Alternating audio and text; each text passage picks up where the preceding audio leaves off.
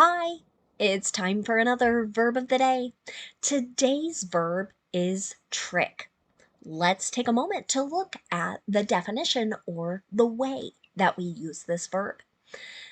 Trick, many times, is used to mean to deceive or outwit someone by being cunning or skillful.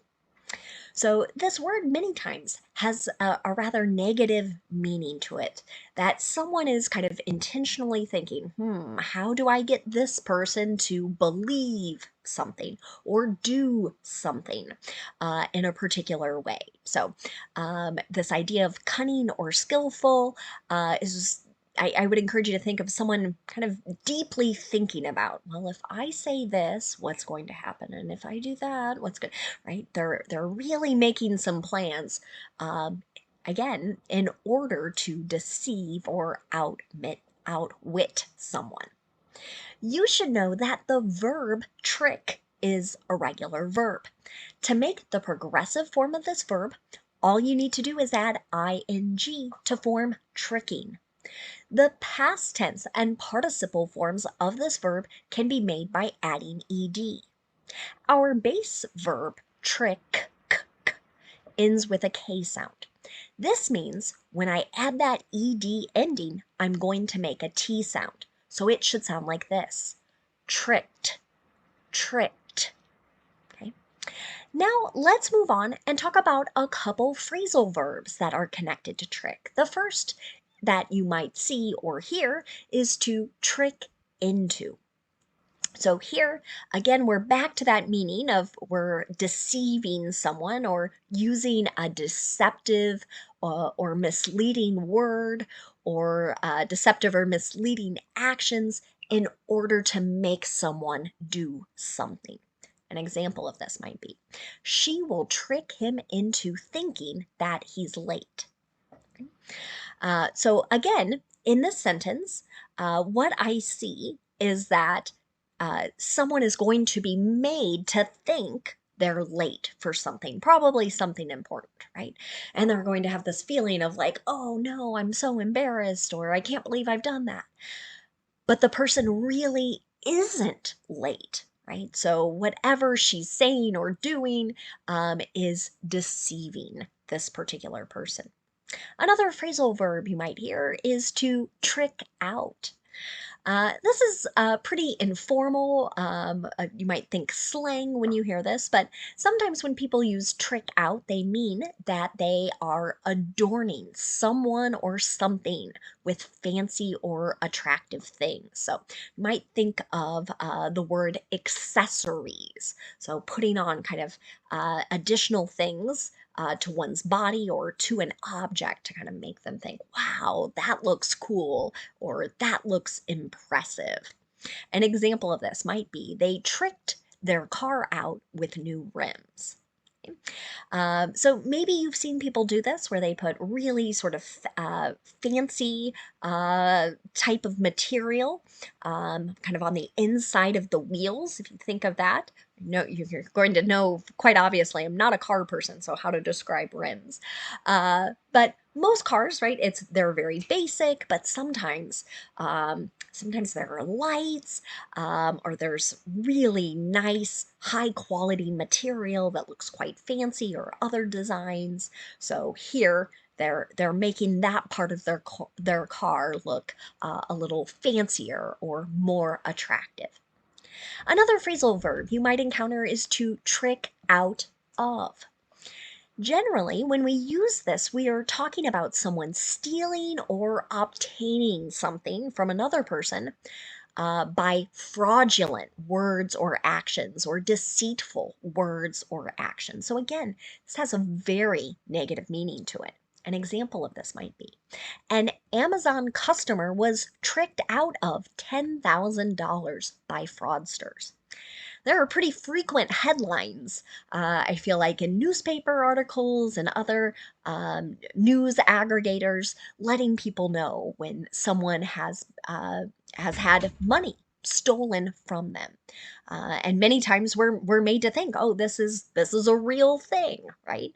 But again, someone is using deceptive words, deceptive actions to get us to act in a particular way. Now, let's move on and use our verb of the day in a couple different verb tenses. Today, we're going to practice the simple present and the present progressive. Let's start with the simple present.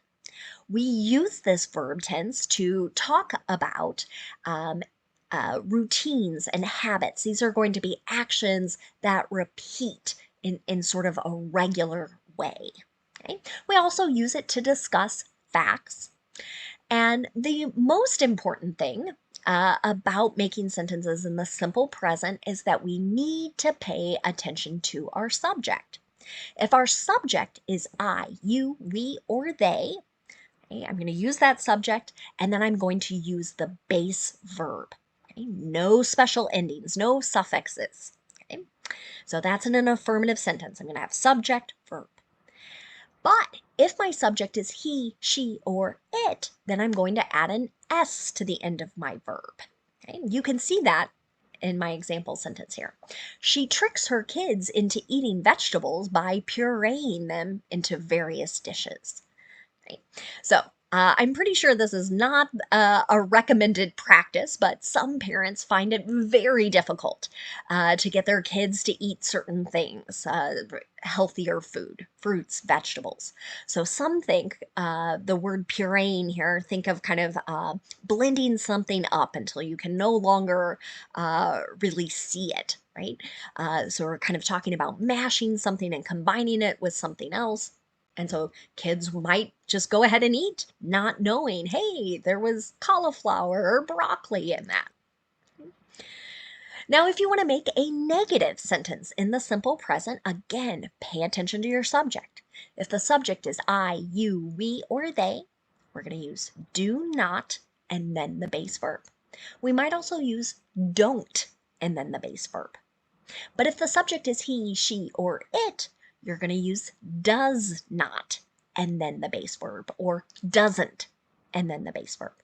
Notice I'm not adding an S to the end of the verb here in the negative. Okay? Let's take a look at an example sentence. They don't trick their students. Right? I know some students sometimes might feel like their teachers are tricking them because English has so many funny rules and exceptions to them. But in this sentence, what I'm suggesting is that maybe we have a group of teachers that do not try to mislead or use deceptive words or other things like that to cause their students to make mistakes. Now, let's move on and talk about making a yes or no question in the simple present. To do this, I start with do or does, then I'm going to have my subject, and then the base verbs. An example of this. Do you trick your family members? Sometimes people enjoy this idea of a trick, right? They might think it's kind of funny, and in some families, that might be something that is common to do or within certain groups of friends. Now, some people don't like that feeling whatsoever, so by no means am I encouraging you to try to deceive anyone. Now let's move on and talk about the present progressive. This verb tense is also known as the present continuous, and if your teacher or textbook uses that name, present continuous, that's fine. It means exactly the same thing. We use the present progressive or the present continuous to talk about actions that are happening now, or actions that are not completed in a specific time period, particularly a time period that hasn't ended. To make present progressive sentences, we're going to need two parts to our verb. Okay, so in the affirmative, we're going to pay attention to what our subject is, and then after the subject, we're going to use the form of be that matches, and then the second part of our verb will be the ing form of the verb. Okay, so in the present progressive, if my subject is I'm going to use am and then the ing form.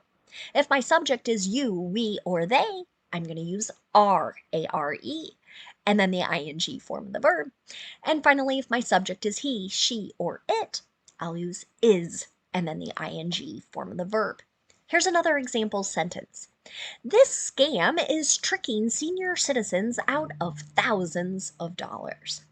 Many times I hear stories talking about things like this, and intentionally people trying to get others to transfer them money for bad purposes. Now, let's look at making negative present progressive sentences. To do this, again, I always start with my subject and then I use the form of be that matches. After that, I'm going to use not and then the ing form of the verb. Let's take a look at another sentence. Your eyes aren't tricking you. Right? Maybe you've had something where you've looked at something and you think, whoa, wait, is that right? Right? So in this sentence, right, something maybe that seems wrong or surprising, right? But here, someone is saying, no, no, no, right? What you see is what is real, right? No, nothing tricky, nothing deceiving you. Finally, let's look at making a yes or no question in the present progressive. To do this, I'm going to start with a form of be. Whichever form matches my subject, that subject comes next. Okay?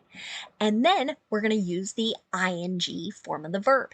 Here's another example. Are you tricking them into believing that you know what you're doing? Right?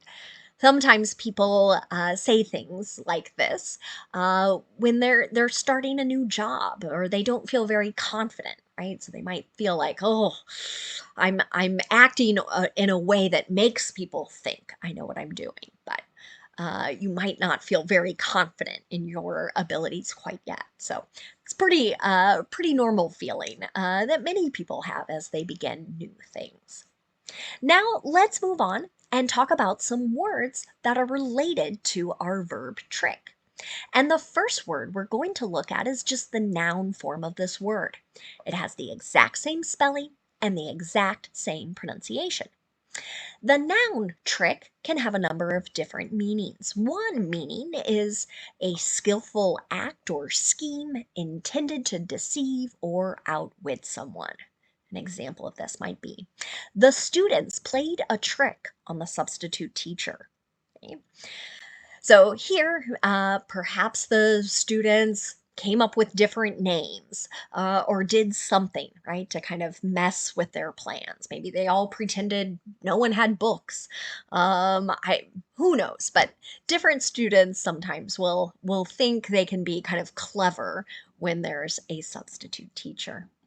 A second way to use the noun trick is to refer to some skillful act that one does for entertainment or amusement. An example of this might be, the magician performed many unique tricks. Okay? And then a third way to use the noun trick is to refer to some clever or particular way of doing something. An example of this might be, what's the trick to getting this to work? Right?